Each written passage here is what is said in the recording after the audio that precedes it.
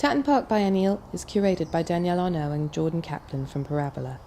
It's a contemporary art event featuring 20 internationally recognised young and emerging artists, each of whom has developed new works for the formal gardens.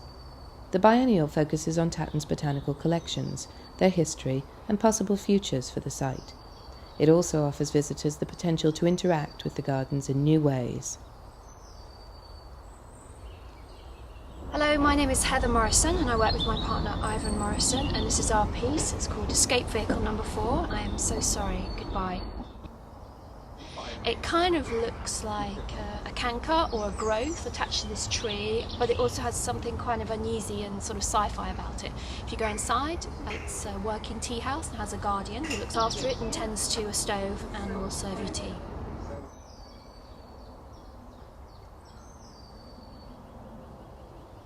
David Cotterill has developed Little Sheep for the Biennial, a series of works that considers Humphrey Repton's outlines for the improvement of Tatton Park in the late 18th century.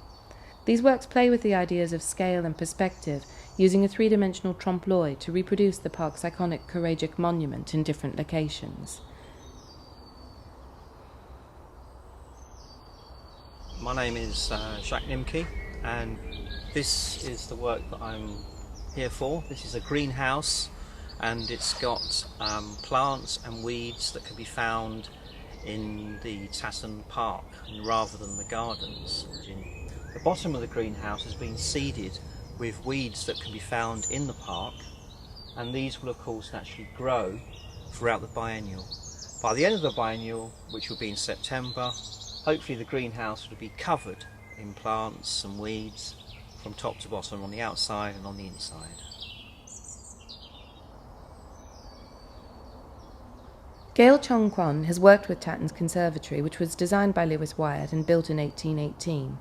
The work references climate change and an increasing reliance on the global trade of food, with a continuous wraparound photographic landscape of dried, fresh and frozen citrus peels that follows the fluctuation in global share prices of oranges, lemons and limes.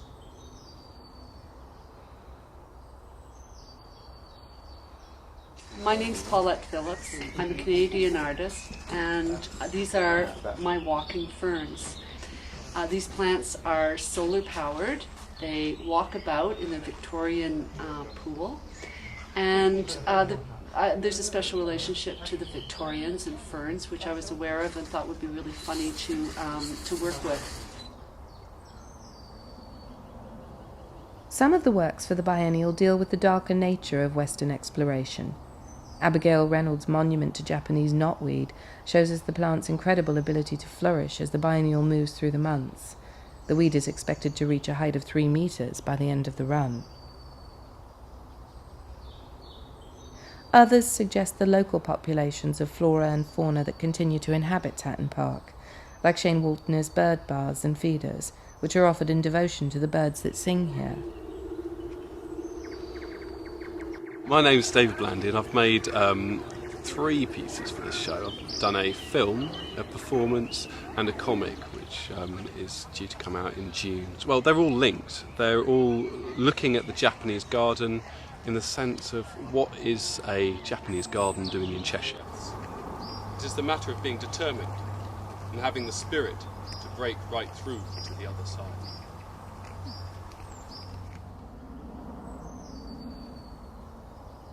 There's a big programme of linked events for the biennial: historical films and artist videos and performances, talks, tours, workshops, education and outreach projects, which are all present from May to September in the grounds at Tatton Park.